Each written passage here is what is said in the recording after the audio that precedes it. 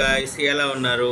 అందరూ బాగున్నారా? Okay, start చేద్దాం. ప్రాణాలు కాపాడే అద్భుతాలుగా ఎలా మారతాయో చూద్దాం.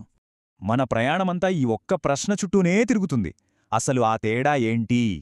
సో, ఫార్మస్యూటికల్ కెమిస్ట్రీ అంటే మందుల డిజైన్, తయారీ, ఇంకా వాటి విశ్లేషణకు సంబంధించిన సైన్స్ అన్నమాట. ఇందులో కెమిస్ట్రులు ఎదుర్కొనే మొదటి, ఇంకా అతిపెద్ద సవాలు ఏంటంటే స్వచ్ఛత. స్వచ్ఛత ఎందుకంత ముఖ్యం? ఎందుకంటే చిన్న మలినం కూడా మందు ప్రభావాన్ని తగ్గించగలదు లేదా విషంగా మార్చేయగలదు. ఈ మలినాలు ఎక్కడ్నుంచొస్తాయో తెలుసా? ముడి పదార్థాలు, తయారీ ప్రాసెస్, చివరికి కంటైనర్ నుంచి కూడా రావచ్చు. మరి ఈ స్వచ్ఛతా సమస్యని ఎలా పరిష్కరిస్తారు? దానికోసమే లిమిట్ టెస్ట్ అనేదాన్ని వాడతారు. ఇది సింపుల్గా ఎలా పనిచేస్తుందంటే, శాంపిల్లో ఏర్పడిన మబ్బుని ఒక స్టాండర్డ్ సొల్యూషన్తో పోల్చి చూస్తారంతే. సరే, భద్రత, స్వచ్ఛత ఓకే అయ్యాక ఇప్పుడు ఈ కెమికల్స్తో ఎలాంటి జబ్బుల్ని నయం చేస్తారో చూద్దాం. ముందుగా యాంటాసిడ్స్. మనకు తెలుసు కదా, ఇవి కడుపులో ఎసిడిటీని తగ్గించి నొప్పి నుంచి రిలీఫ్ ఇస్తాయి. తర్వాత హీమాటెనిక్స్. ఇవి హీమోగ్లోబిన్ లెవెల్ పెంచి రక్తహీనతను అంటే ఎనీమియాను ట్రీట్ చేస్తాయి. Antiseptic, disinfectant. చాలామంది కన్ఫ్యూజ్ అవుతారు. యాంటీసెప్టిక్ మన శరీరం మీద వాడతాం, డిసిన్ఫెక్టెంట్ వస్తువుల మీద. ఇక కొన్ని శక్తివంతమైన డ్రగ్స్ నేరుగా మన సెంట్రల్ నర్వస్ సిస్టమ్నే టార్గెట్ చేస్తాయి. అనస్థెటిక్స్లో తేడా చూడండి. జనరల్ అనస్థెటిక్స్ స్పృహ కోల్పోయేలా చేస్తాయి, లోకల్ అనస్థెటిక్స్ అలా కాదు. యాంటీసైకోటిక్స్, వీటినే న్యూరోలెప్టిక్స్ అని కూడా అంటారు. సైకోసిస్ మేనేజ్మెంట్లో ఇవి హెల్ప్ చేస్తాయి. ఆస్పిరిన్ స్ట్రక్చర్ని చూడండి. దాని నిర్మాణమే అది పెయిన్ కిల్లర్గా ఎలా పనిచేస్తుందో డిసైడ్ చేస్తుంది. అవును, ఇదొక ప్రెసిషన్ సైన్స్. ప్రతి అణువు ఒక ప్రత్యేకమైన పని కోసమే డిజైన్ చేయబడింది. సో ఫైనల్గా ఈ శాస్త్రం లక్ష్యమేంటంటే కొత్త మందుల్ని డిజైన్ చేయడం, వాటి స్వచ్ఛతను, నాణ్యతను ఎప్పటికప్పుడు ఎనలైజ్ చేయడం. కెమిస్ట్రీపై మన అవగాహన పెరుగుతున్న కొద్దీ భవిష్యత్తులో ఇంకెన్ని కొత్త మందులు రాబోతున్నాయో కదా. Pharmaceutical chemistry. మనం వేసుకునే మందులు నిజంగా సేఫ్ అని గ్యారంటీ ఏంటి? ఈ ప్రశ్నకు సమాధానమే ఫార్మస్యూటికల్ కెమిస్ట్రీ. అవును, మందుల క్వాలిటీ, సేఫ్టీకి ఇదే మూలం. ఇదో పెద్ద సబ్జెక్ట్. ఆర్గానిక్ కెమిస్ట్రీ నుండి బయోకెమిస్ట్రీ వరకు చాలా బ్రాంచెస్ ఉంటాయి. అంటే డ్రగ్ డిజైన్ నుంచి క్వాలిటీ కంట్రోల్ వరకు అన్నీ దీని కిందకే వస్తాయి. అయితే ఇక్కడే ఒక పెద్ద ఛాలెంజ్ ఉంది.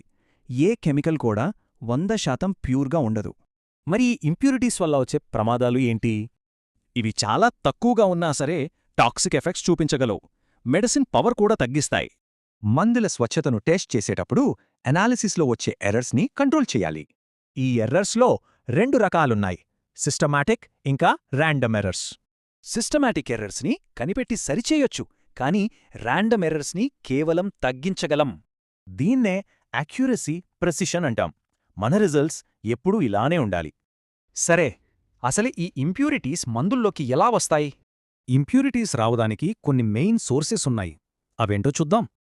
రా మెటీరియల్స్ దగ్గర్నుంచి స్టోరేజ్ వరకు ప్రతి స్టెప్లోనూ రిస్క్ ఉంటుంది. ఉదాహరణకి కాపర్ టర్నింగ్స్లో ఆర్సెనిక్, ఐరన్ వంటివి ముందే ఉండొచ్చు. మరి మన మందుల్ని సేఫ్గా ఉంచడానికి సైంటిస్టులేం చేస్తారు? ఫార్మస్యూటికల్ ఇంప్యూరిటీస్ని తగ్గించడానికి కొన్ని పద్ధతులున్నాయి. స్టార్టింగ్ మెటీరియల్స్ చెక్ చేయడం దగ్గర్నుంచి ప్రతిదీ జాగ్రత్తగా ప్లాన్ చేస్తారు. దీనికోసం కెమిస్టులు వాడే ఒక ఇంపార్టెంట్ టూల్ లిమిట్ టెస్ట్. ఇదిగోండి, ఇది chloride limit test reaction. Chloride చాలా కామన్ ఇంప్యూరిటీ. అందుకే ఫార్మస్యూటికల్స్ ప్యూరిటీని కాపాడటం అనేది ఒక కంటిన్యూస్ ప్రాసెస్. కొత్త డ్రగ్స్ వస్తున్న కొద్దీ ప్యూరిటీకి సంబంధించిన ఈ రూల్స్ కొత్త ఛాలెంజెస్ని ఎలా ఎదుర్కొంటాయి?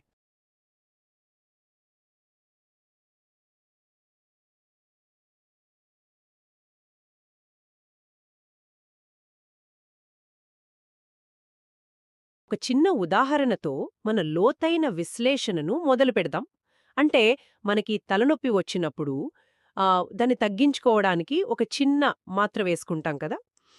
ఆ మందు మన కడుపులోకి వెళ్ళి రక్తంతో కలిసిపోయి ఆ నొప్పిని ఖచ్చితంగా తగ్గిస్తుంది అని మనకొక బలమైన నమ్మకముంటుంది. అవును, ఆ నమ్మకమే కదా వైద్యరంగానికి పునాది. కరెక్ట్. కాని ఒక్కసారి ఆలోచించండి. ఆ మాత్రను తయారు చేసిన శాస్త్రవేత్త ఒక 6 నెలల క్రితం ల్యాబ్లో వాడిన థర్మోమీటర్ ఏదైతే ఉందో అది కేవలం ఒక అర డిగ్రీ తప్పుగా చూపించుంటే ఏమవుతుంది? అదొక పెద్ద ప్రమాదానికి దారితీయచ్చు. లేదా ఆ మందును నిల్వ చేసిన గాజు సీసాలో కంటికి కనిపించని ఒక చిన్న పగులు ఉండి దాని ద్వారా గాలి లోపలికి వెళ్ళుంటే మనం ప్రాణాలను కాపాడుకోవడానికి వేసుకున్న ఆ చిన్న మాత్ర ఒక పనికిరాని మట్టిబిళ్లలా మారొచ్చు, లేదా అంతకంటే ఘోరంగా ఒక విషంలా కూడా మారొచ్చు. నిజమే. ఇది వినడానికి కొంచెం భయంగానే ఉంటుంది, కానీ ఇదే వాస్తవం. ఇక్కడే మనకి ఫార్మాస్యూటికల్ కెమిస్ట్రీ అనే ఒక అదృశ్య యుద్ధం గురించి తెలుసుకోవాల్సిన అవసరముంది. ఖచ్చితంగా. అందుకే ఈరోజు మనం ఫార్మస్యూటికల్ కెమిస్ట్రీ చాప్టర్ 1 పై పూర్తిగా దృష్టి సారిస్తున్నాం. అసలు ఈ ఔషధ రసాయన శాస్త్రం ఏ పునాదుల మీద నిర్మితమైంది, శాస్త్రవేత్తలు ప్రయోగాలు చేసేటప్పుడు వాళ్ళకు తెలియకుండానే జరిగే లోపాలు అంటే ఎర్రర్స్ ఎలా వస్తాయన్నది చర్చిద్దాం. అలాగే ఈ మందులలో భయంకరమైన మలినాలు ఎక్కడి నుండి పుట్టుకొస్తాయి అనేది కూడా మనం లోతుగా చూడాలి. అవును. అన్నిటికంటే ముఖ్యంగా ఆ మలినాలు మనదాకా రాకుండా శాస్త్రవేత్తలు లిమిట్ టెస్ట్లు అనే అత్యంత పటిష్టమైన భద్రతా వలయాలను ఎలా ఏర్పాటు చేస్తారో కూడా తెలుసుకుందాం. ఇవన్నీ నేర్చుకుంటే ఇకపై ఏ మందుబిళ్లను చూసినా మన కోణం పూర్తిగా మారిపోతుంది కదా. 100% మారిపోతుంది. ఏంటంటే ఫార్మస్యూటికల్ కెమిస్ట్రీ అంటేనే కేవలం 2 రసాయనాలను ఒక బీకర్లో పోసి కలపడం కాదు. ఇదొక విస్తృతమైన వలయమన్నమాట.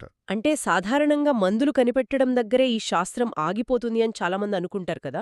అవును, డ్రగ్ డిస్కవరీ అనేది కేవలం ఒక చిన్న భాగం మాత్రమే.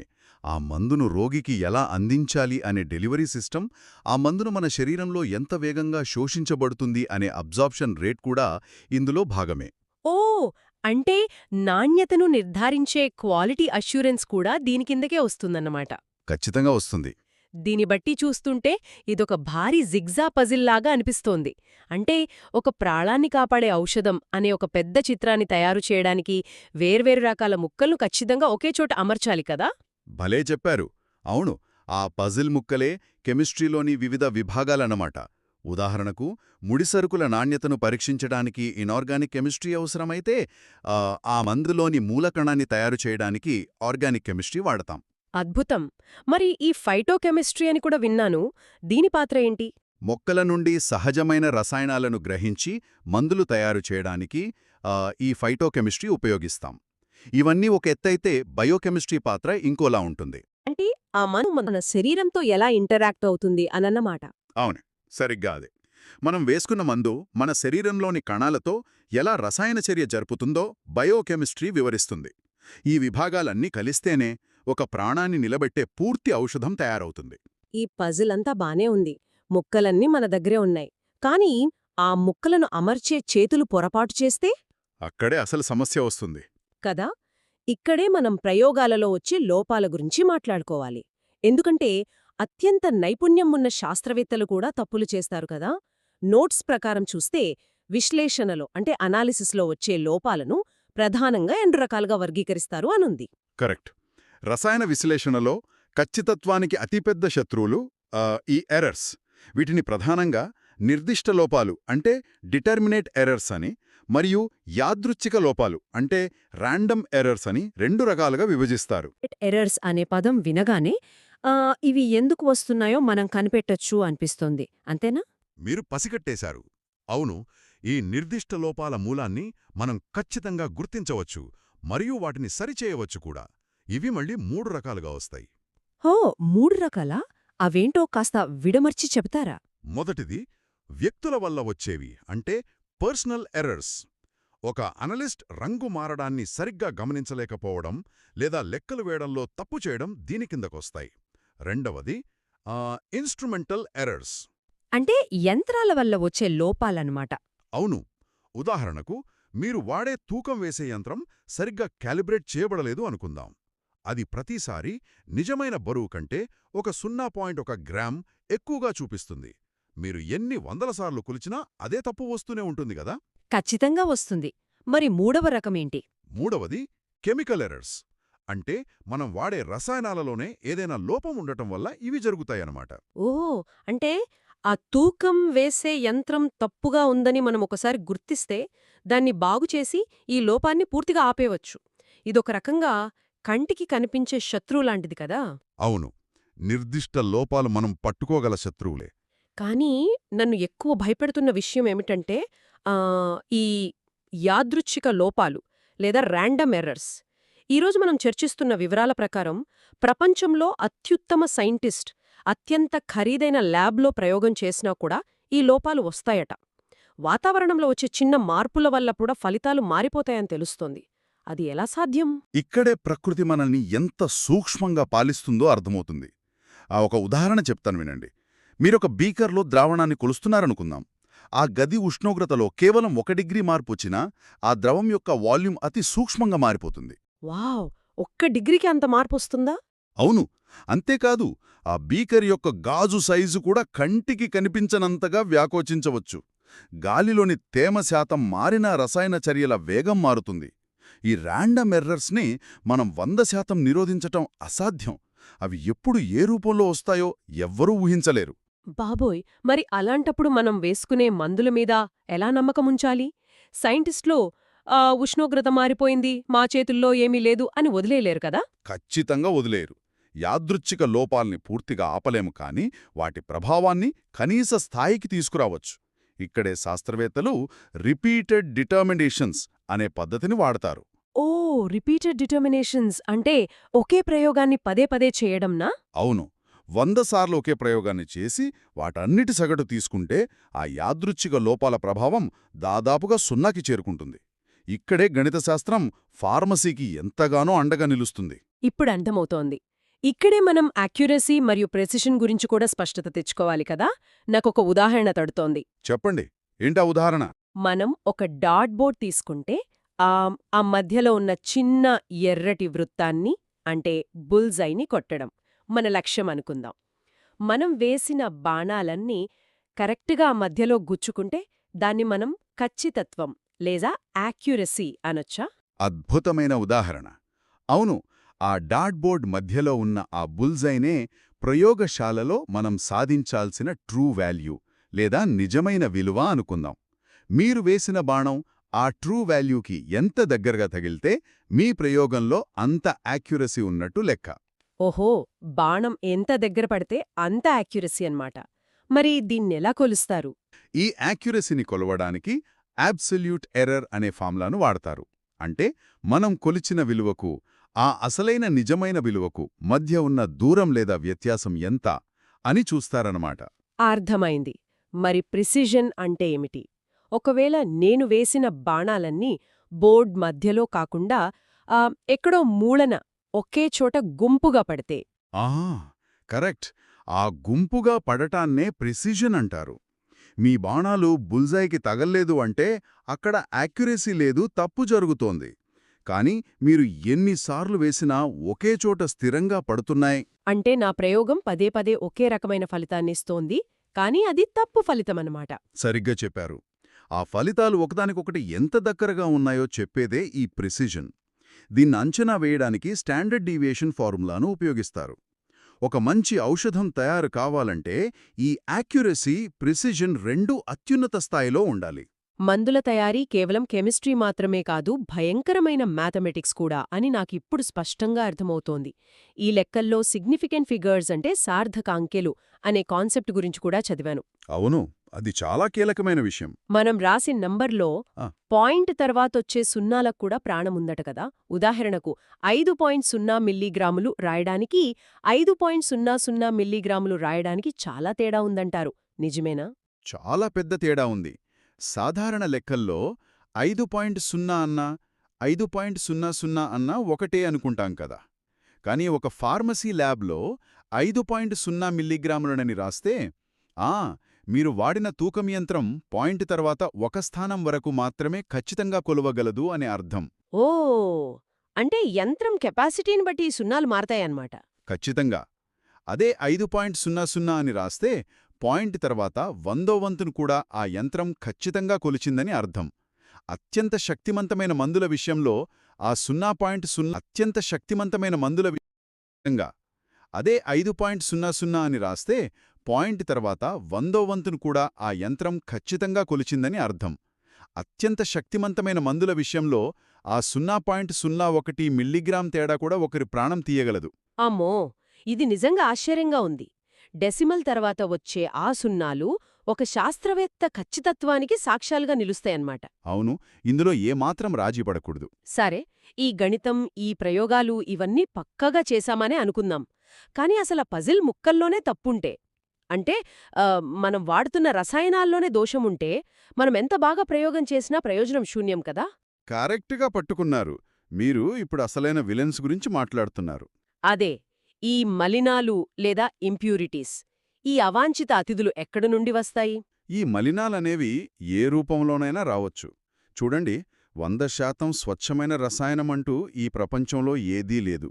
మీరు ఎంత ఖరీదైన ముడిసరుకును కొన్నా అందులో ఎంతో కొంత శాతం మలినముండే అవకాశం ఎప్పుడూ ఉంటుంది. అంటే ఈ మలినాలు ఔషధాలలోకి ఎలా ప్రవేశిస్తాయంటారు? ఇవి ముఖ్యంగా 3 దారులు గుండా వస్తాయి. మొదటిది ముడిసరుకులు, రెండవది తయారీ విధానం, మరియు మూడవది నిల్వ చేసే పద్ధతులు. దీన్ని మనం ఒక అద్భుతమైన బిర్యానీ వండటంతో పోల్చవచ్చా? అంటే ఎంతో కష్టపడి అత్యుత్తమ బియ్యం, ఖరీదైన మసాలాలు వేసి వండుతాం, అన్నీ పక్కాగా కొలిచివేస్తాం. కాని అందులో ఒకే ఒక్క చిన్న ఇసుక రేణువు పడినా ఆ మొత్తం బిర్యానీ రుచి పాడైపోతుంది కదా. అవును, కాకపోతే ఇక్కడ పరిస్థితి ఆ బిర్యానీ కంటే చాలా ప్రమాదకరం.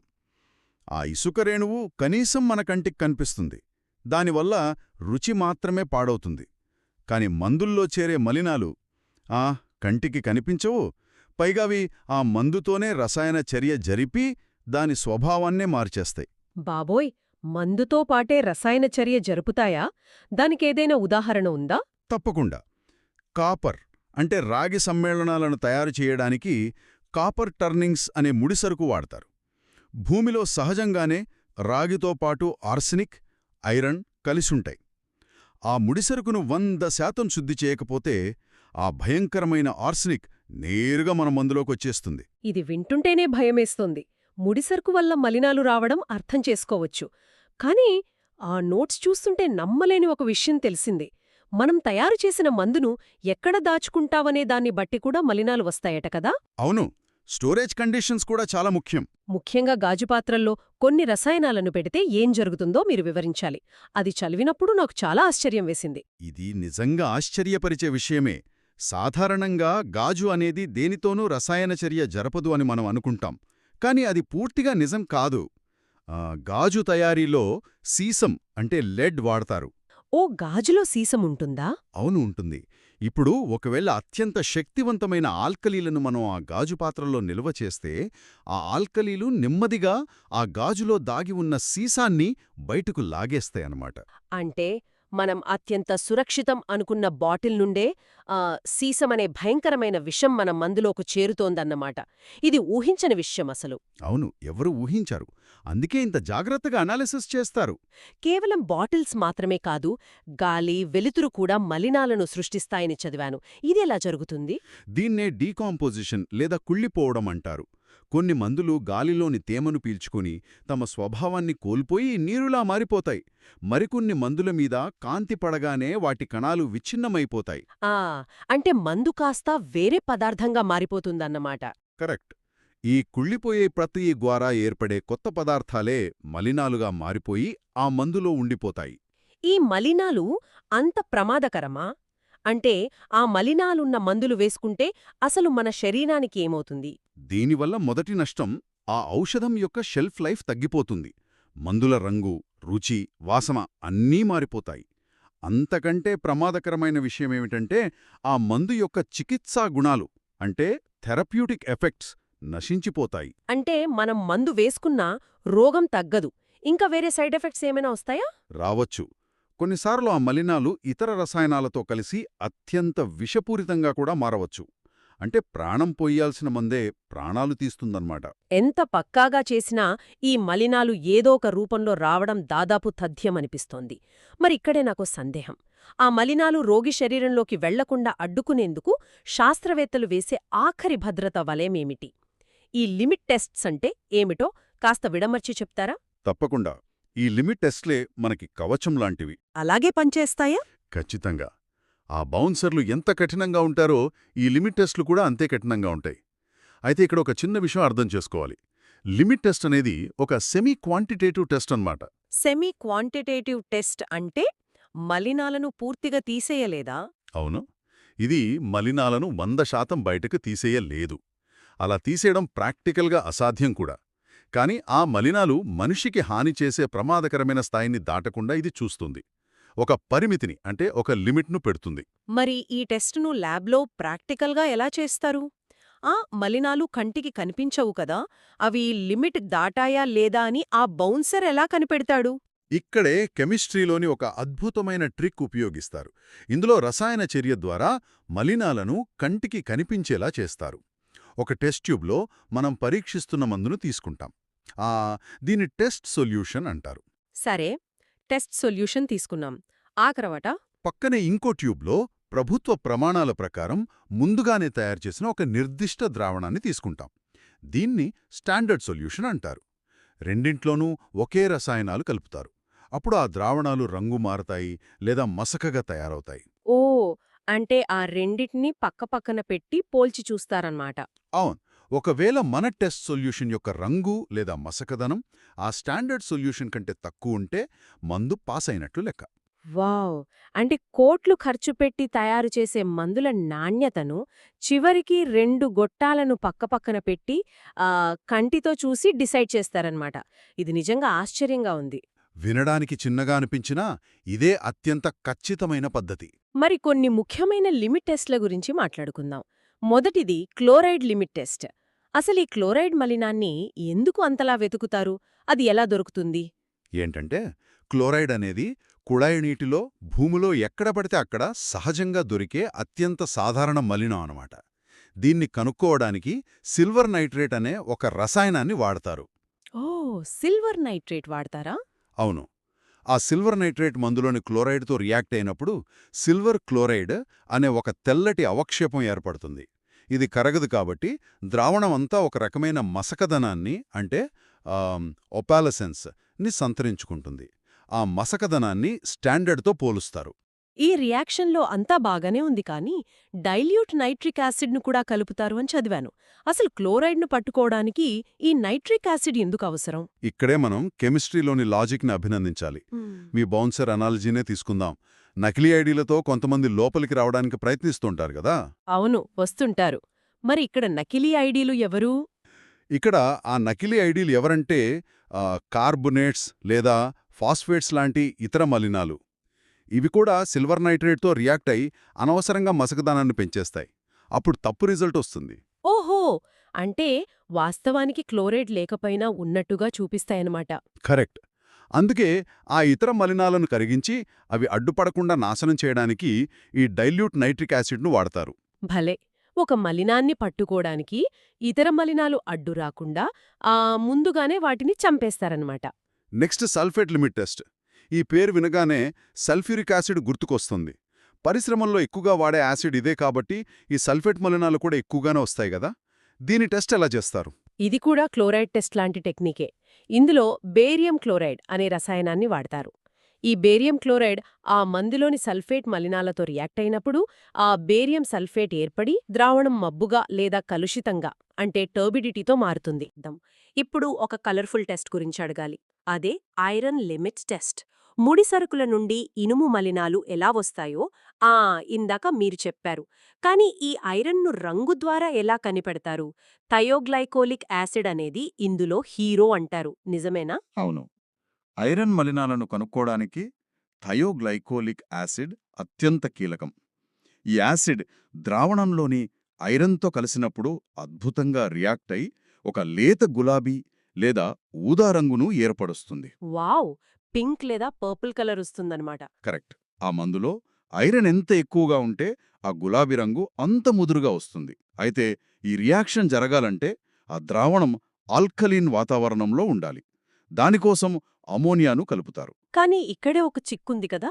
అమోనియాను కలుపుతున్నాము అని మీరే చెప్తున్నారు.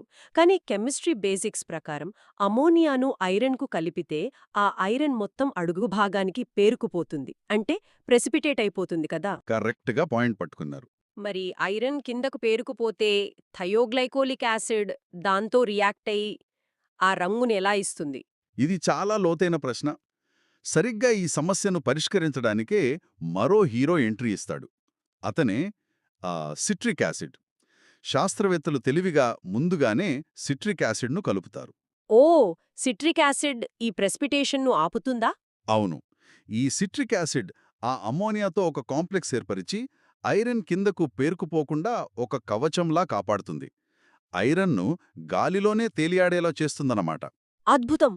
అప్పుడే మన థయోగ్లైకోలిక్ యాసిడ్ స్వేచ్ఛగా వెళ్లి ఆ ఐరన్ను పట్టుకుని ఆ గులాబీ రంగును బయటకు తీసుకురాగలుగుతుంది, అంతేనా? సరిగ్గా అదే జరుగుతుంది. రసాయనాల మధ్య ఇదొక చక్కటి సమన్వయమన్నమాట. ఈ నాటకం వింటుంటే అద్భుతంగా ఉంది.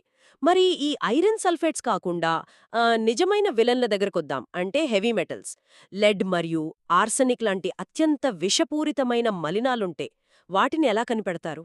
వాటి కోసం వాడే బౌన్సర్లు ఇంకా కఠినంగా ఉంటారు.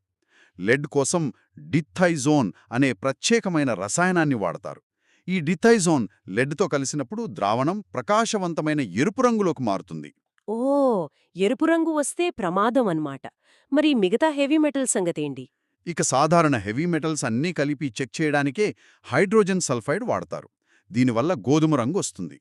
ఇండియన్ ఫార్మాకోపియా ప్రకారం ఈ హెవీ మెటల్స్ లిమిట్ కేవలం 20 ppm మాత్రమే. 20 ppm అంటే ఏంటి? అది ఎంత చిన్నది? 20 ppm అంటే 1,000,000 భాగాలలో, అంటే 10 లక్షల భాగాలలో కేవలం 20 భాగాలు మాత్రమే ఈ మలినాలు ఉండొచ్చు. ఆలోచించండి, ఆ భద్రతా వలయం ఎంత కఠినంగా ఉంటుందో. బాబోయ్, 10 లక్షల్లో కేవలం 20. ఫైనల్గా నేను చదివినప్పుడు నన్ను అత్యంత ఆశ్చర్యానికి గురిచేసిన టెస్ట్ గురించి అడుగుతాను. అదే ఆర్సెనిక్ లిమిట్ టెస్ట్. దీనికోసం మామూలు టెస్ట్ ట్యూబ్లు వాడరు. ఏకంగా ఒక ప్రత్యేకమైన గాజు పరికరాన్నే వాడుతారు కదా? అవును, మీరు చెప్పేది గడ్జీట్ అపారటస్ గురించే కదా? కరెక్ట్, అదే. ఆర్సెనిక్ను పట్టుకోడానికి ఎందుకు ఇంత భారీ సెటప్ అవసరమంటారు? ఎందుకంటే ఆర్సెనిక్ అనేది ఎంత విషపూరితమైనదో పట్టుకోవడానికి అంత మొండిదనమాట. ద్రవరూపంలో ఉన్నప్పుడు అందులో ఆర్సెనిక్ను ఖచ్చితంగా కొలవడం చాలా కష్టం. అందుకే గట్షీట్ అపారటస్ అనే ఒక ప్రత్యేకమైన బాటిల్ని డిజైన్ చేశారు. అంటే ఇందులో ద్రవాన్ని కాకుండా వేరేలా టెస్ట్ చేస్తారా? అవును, ఇందులో ద్రవాన్ని మాత్రమే కాదు, ఆ మలినాన్నే ఏకంగా గాలిలోకి వాయువులా ఎగిరేలా చేస్తారు. ఆ బాటిల్లో జింక్ మరియు హైడ్రోక్లోరిక్ యాసిడ్ వేసి ఆ రసాయన చర్య జరిపిస్తారు. అప్పుడు ఏర్పడే హైడ్రోజన్ గ్యాస్ ఆ మందులో ఉన్న ఆర్సెనిక్తో కలిసి ఆర్సీన్ గ్యాస్లో మారుతుంది. ఓహో, అంటే ఆ మలినాన్నే ఒక గ్యాస్లా మార్చి ద్రావణం నుండి బయటికి లాగేస్తారన్నమాట. అవును, ఆ ఆర్సిన్ గ్యాస్ ఆ బాటిల్ పైకి ప్రయాణించి ఒక పొడవాటి గాజు పైపు గుండా వెళుతుంది. ఆ పైపు పైన ఒక మెర్క్యూరీ క్లోరైడ్ కాగితాన్ని ఉంచుతారు. ఆ గ్యాస్ వెళ్లి ఆ కాగితానికి తగలగానే ఆ కాగితం పసుపు రంగులోకి మారుతుంది. వావ్! గ్యాస్ తగిలితే కలర్ మారుతోందా? ఈ పసుపు రంగును బట్టి ఆర్సెనిక్ ఎంతుందో చెప్తారా? అవును, ఆ పసుపు రంగు మచ్చ ఎంత డార్క్గా ఉంటే అందులో ఆర్సెనిక్ అంత ఎక్కువగా ఉన్నట్లు నిర్ధారిస్తారు. అత్యంత సూక్ష్మమైన పీపీఎం స్థాయిలో ఒక భయంకరమైన విషాన్ని కంటితో చూసి కనిపెట్టేలా డిజైన్ చేసిన ఈ 100 ఏళ్ల నాటి టెక్నిక్ నిజంగా ఒక మాస్టర్ పీస్ అని చెప్పాలి. నిజమే. చూస్తుండగానే మన లోతైన విశ్లేషణ చివరికి చేరుకున్నాం. ముడిసరుకును భూమి నుండి సేకరించినప్పట్నుండి వాడే యంత్రాల్లో వచ్చే నిర్దిష్ట లోపాలను సరిచేసుకుంటూ, వాతావరణం వల్ల వచ్చే యాదృచ్ఛిక లోపాలను పదే పదే ప్రయోగాలు చేయడం ద్వారా తగ్గిస్తూ, సీసం, ఆర్సెనిక్ లాంటి అవాంఛిత అతిథులను రంగుల ద్వారా, మసకదనం ద్వారా గుర్తించి, లిమిట్ టెస్ట్లనే బౌన్సర్లతో వాటిని అక్కడే ఆపేసే వరకు ఒక ఔషధం మన చేతికి రాకముందు జరిగే కఠినమైన సైన్స్ యుద్ధాన్ని మనం ఈరోజు తెలుసుకున్నాం. అవును, యాక్యురసీ, ప్రిసిషన్ మరియు క్వాలిటీ కంట్రోల్ ఈ 3 స్తంభాలపైనే ఫార్మస్యూటికల్ కెమిస్ట్రీ నిలబడి ఉంది. ఈ లిమిట్ టెస్ట్లే ప్రతిరోజూ కోట్ల మందిని ఎన్నో విషప్రభావాల నుండి నిశ్శబ్దంగా రక్షిస్తున్నాయన్నమాట. అయితే ఈ ఎపిసోడ్ను ముగించే ముందు మన మెదడుకు పనిచెప్పే ఒక చిన్న ప్రశ్న ఆలోచిద్దాం. మనకు తలనొప్పి వచ్చినప్పుడు ఒక చిన్న మాత్రను చేతిలోకి తీసుకుంటాం కదా, ఆ మాత్ర వెనుక ఇంత ఖచ్చితమైన విశ్లేషణ, ఇంతమంది శాస్త్రవేత్తల నిరంతర పరిశీలన దాగి ఉందని ఈరోజు మనందరికీ అర్థమైంది. కానీ ఇది కేవలం ఫార్మస్యూటికల్ కెమిస్ట్రీకే పరిమితమా? ఇది చాలా మంచి ప్రశ్న. అసలు మనకు తెలియకుండా మన దైనందిన జీవితంలో మనం తాగే నీరు, పీల్చే గాలి, తినే ఆహారం వెనుక ఇంకెన్ని అదృశ్య లిమిట్ టెస్ట్లు జరుగుతున్నాయో కదా. ఒక ప్యాకెట్ పాలు మనింటికి రావడానికి అందులో ప్రమాదకరమైన మలినాలు లేవని ఎవరు ఏ రసాయనాలతో ఆపుతున్నారో ఎప్పుడైనా ఆలోచించారా? ఈ ప్రశ్నలను మన మనసులో ఉంచుకుని ఈనాటి యాక్యురసీ మరియు పజిల్స్ నిండిన లోతైన విశ్లేషణను ఇక్కడితో ముగిద్దాం. మళ్ళీ మరో అద్భుతమైన అంశంతో కలుద్దాం.